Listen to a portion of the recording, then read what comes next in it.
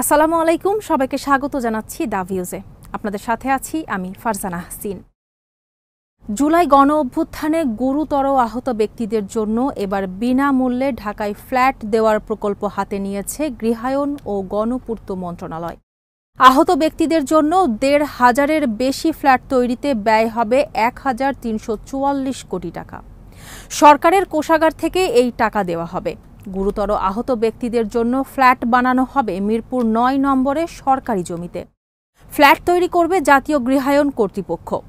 এসব ফ্ল্যাটের নকশাও তৈরি করেছে জাতীয় গৃহায়ন কর্তৃপক্ষ।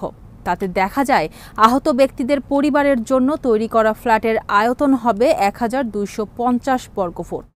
প্রতিটি ফ্ল্যাটে ২টি শয়নকক্ষ, একটি ড্রয়িং রুম, একটি লিভিং রুম, একটি খাবার কক্ষ, রান্নাঘর ও ৩টি শৌচাগার বা টয়লেট থাকবে।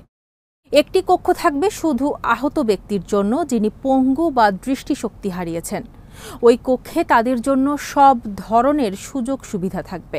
এর আগে জুলাই গণ অভ্যুত্থানে শহীদদের পরিবারকে বিনামূল্যে ফ্ল্যাট দিতে আলাদা একটি প্রকল্প নিয়েছিল গৃহায়ন ও গণপূর্ত মন্ত্রণালয়।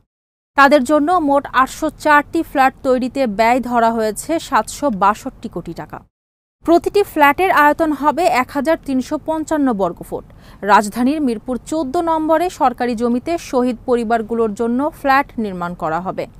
আহত ব্যক্তিদের জন্য ফ্ল্যাট নির্মাণ প্রকল্পের বিষয়ে জানতে চাইলে জাতীয় গৃহায়ন কর্তৃপক্ষের চেয়ারম্যান সৈয়দ মোহাম্মদ নুরুল বাসির আজ বুধবার প্রথম আলোকে বলেন, তাদের এখন অগ্রাধিকার হচ্ছে অবকাঠামো নির্মাণ।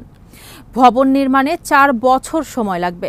ফ্ল্যাট কারা পাবেন সেটি পরে নির্ধারিত হবে। জুলাই অধিদপ্তর, জাতীয় গৃহায়ন কর্তৃপক্ষ ও গণপূর্ত মন্ত্রণালয় বসেই এই তালিকা ঠিক করবে। আহত ব্যক্তিদের ভয়াবহতা অনুসারে ফ্ল্যাট দেওয়া হবে। তিনি বলেন, জুলাই আন্দোলনে অনেকে পঙ্গু হয়েছেন, অনেকে কর্মক্ষমতা হারিয়েছেন, তাদের সরকার ফ্ল্যাট দেবে। ৭ জুলাই পরিকল্পনা কমিশনে ঢাকার মিরপুর ৯ নম্বর সেকশনে বৈষম্য বিরোধী ছাত্র আন্দোলনে কর্মক্ষমতা হারানো জুলাই যোদ্ধা পরিবারের স্থায়ী বাসস্থান প্রদানে ১,৫৬০টি আবাসিক ফ্ল্যাট নির্মাণ শিরোনামের প্রকল্পের ওপর প্রকল্প মূল্যায়ন কমিটির সভা হয়। ওই বৈঠকে প্রকল্পটি অনুমোদনে সবুজ সংকেত দেওয়া হয় বলে সংশ্লিষ্ট কয়েকজন কর্মকর্তা জানান। জাতীয় গৃহায়ন কর্তৃপক্ষের কর্মকর্তারা আশা করছেন চলতি মাসেই জুলাই অভ্যুত্থানে শহীদ ও আহত ব্যক্তিদের জন্য আলাদা ২টি প্রকল্প জাতীয় অর্থনৈতিক পরিষদের নির্বাহী কমিটির সভায় অনুমোদন পাবে। এই ২টি প্রকল্পই ২০২৯ সালে শেষ হবে। সংশ্লিষ্ট একটি সূত্র জানায়, আহত ব্যক্তিদের জন্য জাতীয় গৃহায়ন কর্তৃপক্ষ যে জমি ঠিক করেছে সেটি অনেক নিচু। এর আগেও সেখানে বহুতল ভবন নির্মাণের উদ্যোগ নেওয়া হয়েছিল, তবে বেশি নিচু হওয়ার কারণে করা যায়নি। জায়গাটি ভরাট করতে বিপুল পরিমাণ মাটির প্রয়োজন হবে। ভূমি উন্নয়নে প্রায় ১২ কোটি টাকা খরচ করতে হবে। তাছাড়া সরকারের নীতিমালা অনুযায়ী ৫০ কোটি টাকার ঊর্ধ্বে কোনো প্রকল্প নেওয়ার আগে সমীক্ষা করতে হয়। জুলাই আন্দোলনে আহত ব্যক্তিদের জন্য ফ্ল্যাট নির্মাণের প্রকল্পে সমীক্ষা করা হয়নি। তাদের মধ্যে অগ্রাধিকার ভিত্তিতে কারা ফ্ল্যাট পাবেন সেটি ঠিক হয়নি। সরকারি প্রজ্ঞাপন অনুযায়ী জুলাই আন্দোলনে ক শ্রেণীতে অতি গুরুতর আহত ঘোষণা করা হয়েছে ৪৯৩ জনকে। খ শ্রেণীতে গুরুতর আহত ঘোষণা করা হয় ৯০৮ জনকে। সব মিলিয়ে গুরুতর আহতের তালিকায় রয়েছে ১,৪০১ জনের নাম।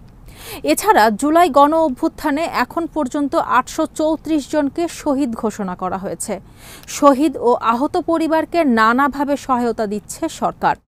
প্রত্যেকের পরিবার পাচ্ছে এককালীন টাকা। সঞ্চয়পত্রের মাধ্যমে এ টাকা দেওয়া হচ্ছে। এছাড়া প্রতি মাসে শহীদ ও আহত ব্যক্তিদের পরিবারকে ভাতা দেওয়া হচ্ছে। এবার তাদের জন্য ফ্ল্যাট নির্মাণের উদ্যোগ নেওয়া হলো। জুলাই গণ অভ্যুত্থানে ১৯ জন ২ চোখের দৃষ্টিশক্তি হারিয়েছেন। এক চোখ নষ্ট হয়েছে ৩৮২ জনের। জুলাই আন্দোলনে অনেকে পা হারিয়েছেন। সংশ্লিষ্ট ব্যক্তিরা বলছেন, আহত ব্যক্তিদের অঙ্গহানির বিষয়টি মাথায় রেখে ফ্ল্যাট নির্মাণ করা হবে। ভবনে তাদের ওঠানামা এবং বাসায় বসবাসের উপযোগী করে নির্মাণ করা হবে। মিরপুর হাউজিং স্টেটে জাতীয় গৃহায়ন কর্তৃপক্ষের নিজস্ব জমিতে মোট ১৫টি ভবন করা হবে। এরই সাথে শেষ করছি সংবাদ। সবাই ভালো থাকুন, সুস্থ থাকুন আর নিরাপদে থাকুন। আল্লাহ হাফেজ।